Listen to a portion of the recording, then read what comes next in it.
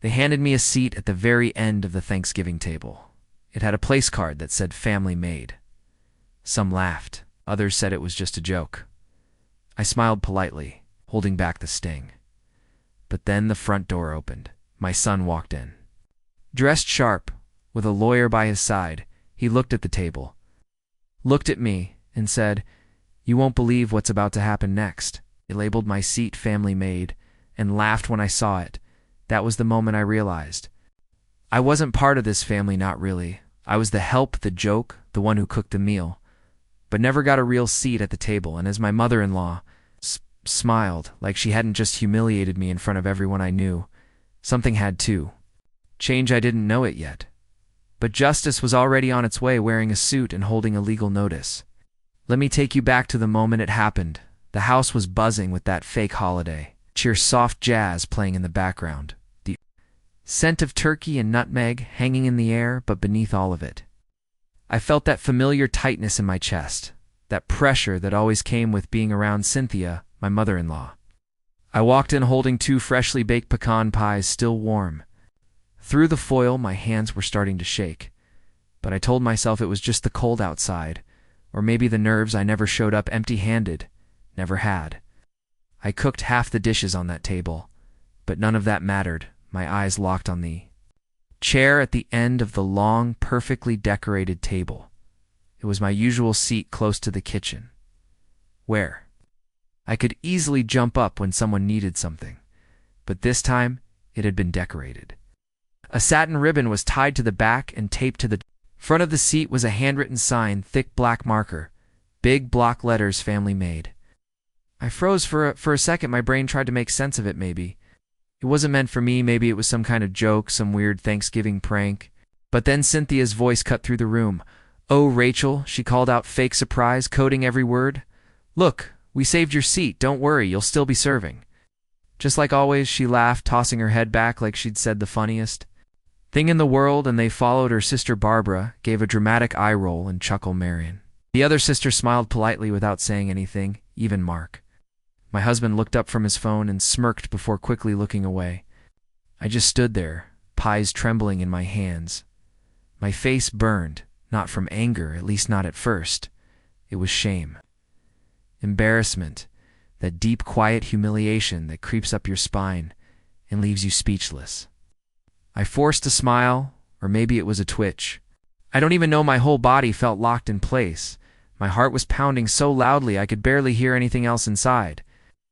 I was screaming, why would they do this? Why would he let them? I looked at Mark again. He wouldn't meet my eyes. He was pretending to scroll through his phone. Pretending. He didn't see pretending he wasn't letting his mother humiliate me again. I swallowed the lump in my throat and slowly walked toward the table.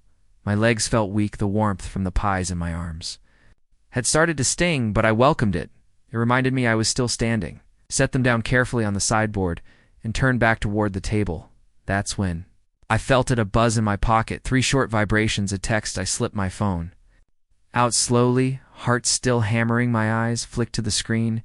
It was from Noah, my son, 24, my anchor. He'd promised me he'd stop by later that afternoon, but this message only said 3 words were coming in. My breath caught. I didn't know what he meant, but in that moment I knew something was about to change. Earlier that day, I had told myself I could handle it, just one more Thanksgiving. I'd said that every year like a mantra, a survival tactic. I woke up at 5:30 that morning like I always did on holidays, slipped out of bed quietly so I wouldn't wake Mark. Not that he would have noticed if I stayed or left. He'd already mentally checked out days ago, probably buried in work emails or fantasy football stats. The kitchen was cold. I wrapped my robe tighter and started prepping the stuffing, my grandmother's recipe, the one I taught myself to make from memory after she passed. The smell of sautéed onions and sage filled the air. It should have been comforting, but I couldn't shake the tightness in my chest, that low, anxious thrum that always came around. Cynthia, I kept glancing at the clock. I had 2 hours to get the pies done. Get Noah's favorite cranberry compote, chilled, and make sure Mark had ironed his shirt because, of course, he wouldn't think to do it himself. As I worked, I could feel my shoulders tightening, my jaw arched from clenching. I told myself this time would be different. Maybe Cynthia would be decent. Maybe Barbara Wouldn't make one of her passive-aggressive jokes. Maybe anyone, would acknowledge the hours I poured into this meal, but I knew better. Mark finally wandered into the kitchen around 9, yawning, shirtless, scratching the back of his head like a sitcom. "Husband smells good," he mumbled, grabbing a slice of bread straight from the counter. "You almost done?" "Almost," I said, trying to keep my tone even. "Just have to get these pies in." He kissed my cheek, absent-minded, distracted, then disappeared down the hall. No offer to help. No thanks. Just silence, the silence that had become our language over the last few years. As I rolled out the pie crust, my hands moved automatically, but my mind drifted too.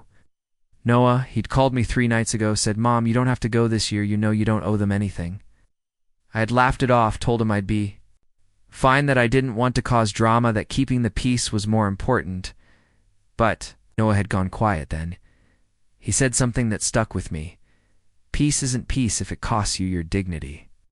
I didn't say anything back then, but it hit me hard. Because deep down, I knew he was right.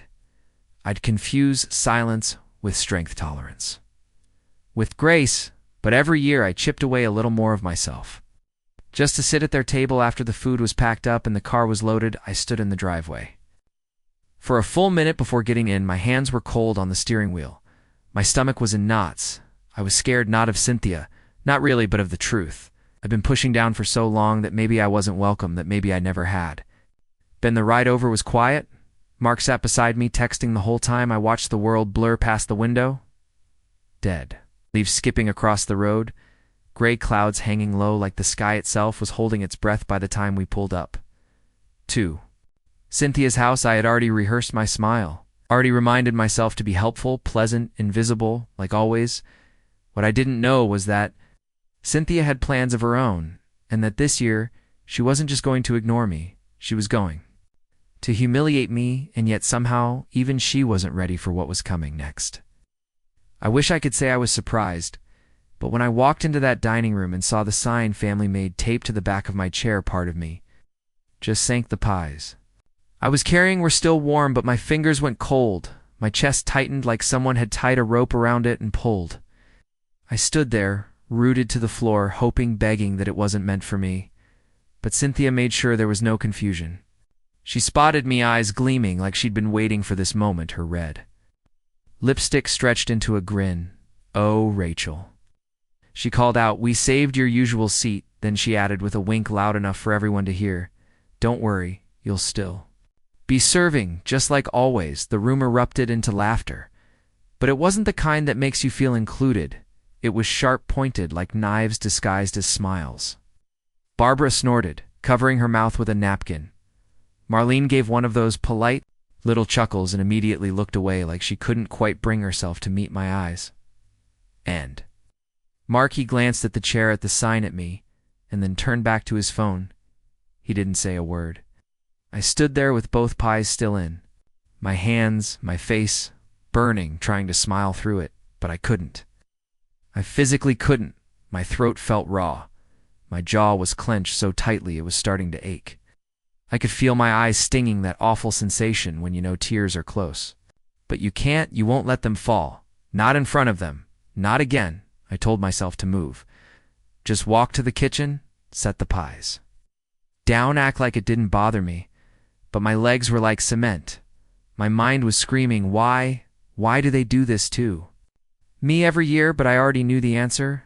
Because I let them, because I showed up early and stayed late, because I cooked and cleaned and smiled while they dismissed me like background noise, because I never stood up for myself, not really, and because Mark never did either. They didn't respect me, because no one had ever made them. And now they had reduced me to a label. Joke, a punchline taped to a chair. "Come on, it's just a bit of fun," Cynthia said, her voice sugary and fake. "You know how much we appreciate you." My gaze flicked to her, and for the first time, I didn't look away. I studied her, really studied her, the perfectly ironed blouse, pearls, the smug tilt of her chin, and I realized something. She didn't see me as family. She never had. I was convenient, useful, manageable, but not equal.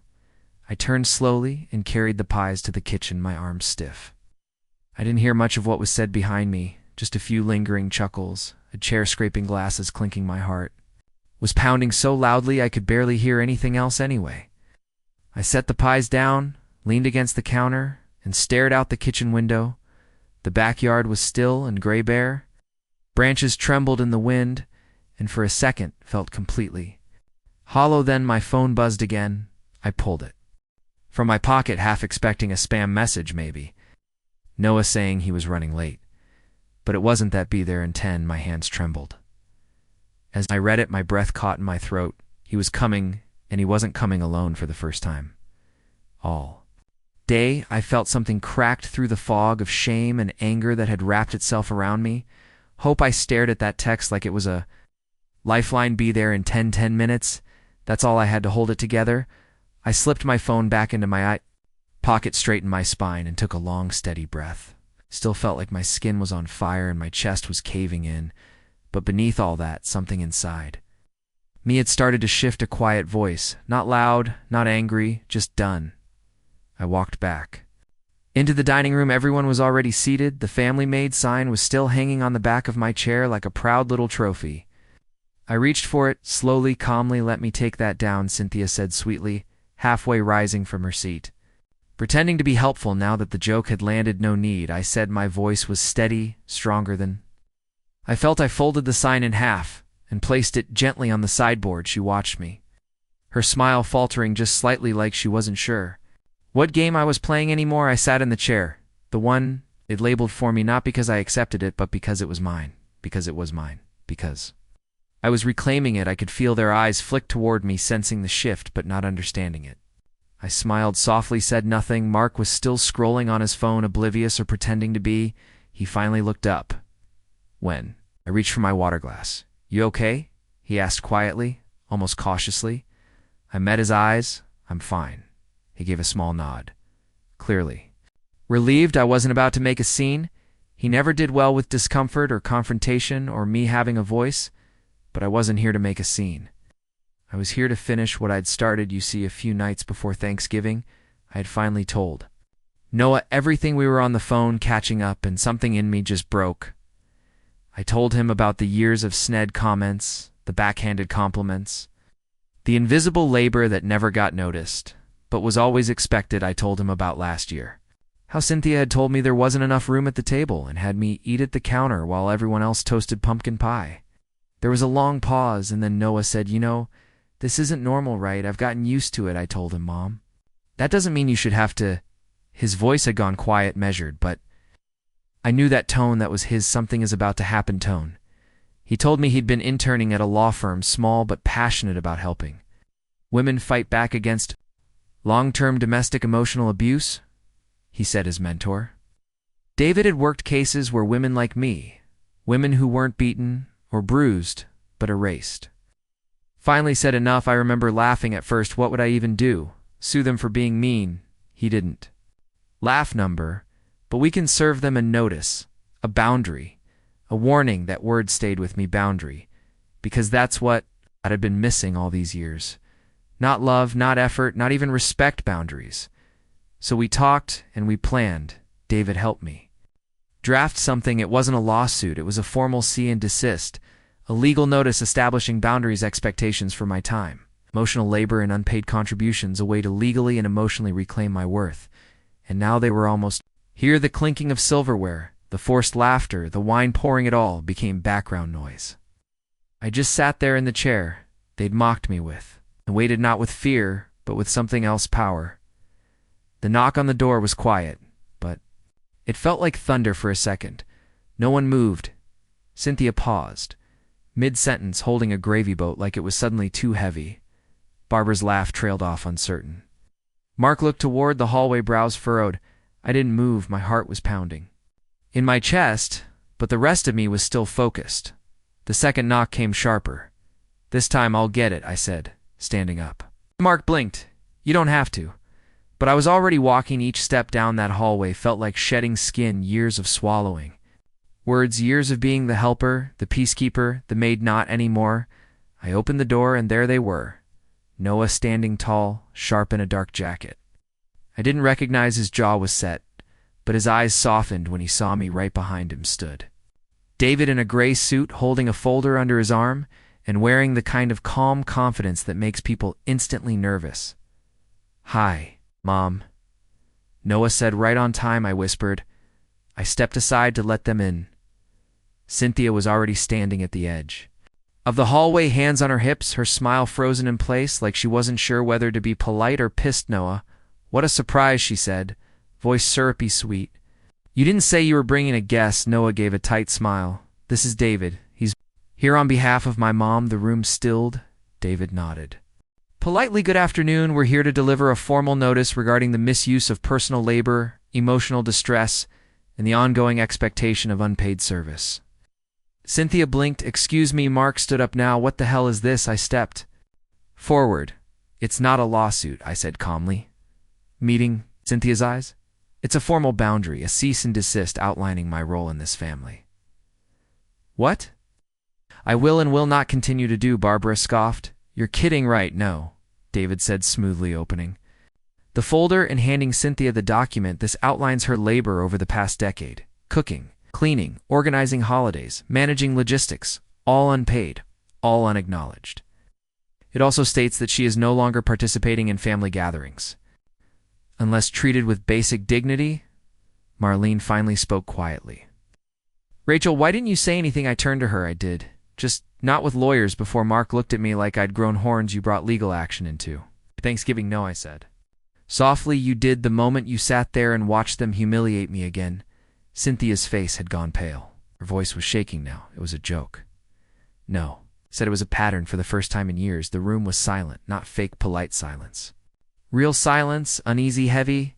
I looked at the chair, the one with the sign still folded neatly on the sideboard, and I felt something lift off me, like I'd finally set something down I'd been carrying for far too long. Noah walked over and stood beside me, hands in his pockets. He didn't say anything else. He didn't need to. Cynthia held the papers like they were on fire. "You're tearing this family apart." I shook my head. "Number, I'm saving myself from it." And with that, I turned, walked past the table, and headed for the front door. David followed, calm and professional. Noah looked at me, waiting. "You ready?" he asked. I nodded. "Once. I've been ready for years." The drive home was silent, but it was the kind of silence that feels peaceful, not heavy. Noah kept glancing over at me like he was trying to read my expression, trying to see if I was okay. I didn't say much. I was still processing. But I remember looking out the window and seeing the trees blur past, bare branches dancing in the wind, and thinking I'm never going back there again. Not like that. When we got to my house, he walked me to the door like I was fragile, like he thought I might fall apart the moment I was alone. I didn't. Instead, I poured myself a cup of tea, took off my shoes, and sat down at the kitchen table, my own table, and I let myself feel everything, not just the humiliation, not just the anger, but the relief. The weight that had finally been lifted after years of holding my breath, the strange lightness that came from finally saying enough. The next day I woke up late. I didn't clean up after anyone. I didn't fold anyone's laundry. I didn't cook for a crowd that would never thank me. I made myself pancakes just for me, and I ate them in bed. It's strange how good guilt can be at disguising itself as loyalty for over a decade. I thought I was keeping peace by staying quiet. I thought I was being strong by enduring it all. I thought being a good wife meant keeping Mark's family happy at the cost of my own. But peace built on silence isn't peace. It's self-eraser. And loyalty isn't about suffering in silence. Loyalty should be mutual, rooted in respect. Mark texted me that evening, just a short message that was unnecessary. I stared at it for a long time, then I deleted it without replying. We haven't really spoken since he moved into a hotel a few days later. I didn't ask where or why. I didn't need to. I think deep down I knew this had been coming, that we'd been quietly unraveling for years, that the moment I stopped playing the role, he'd grown comfortable with everything would shift, and honestly let it, because I'm not playing roles anymore. Noah has been checking in on me every few days. He even brought over dinner the following weekend. He made lasagna, burn the edges, but it was perfect. He said, "It's your turn to be taken care of." I couldn't even answer.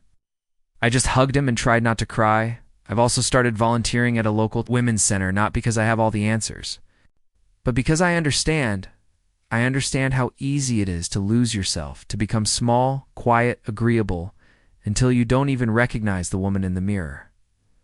But now, I do now. I look in the mirror, and I see someone who finally chose her herself, not in anger, not in revenge, but in truth and strength. Thanksgiving looks different now. No crowded tables, no fake smiles, no labels, just peace. Real peace. And every now and then, when I think back to that chair, the one they labeled Family Maid, I smile because they were right about one thing I did serve.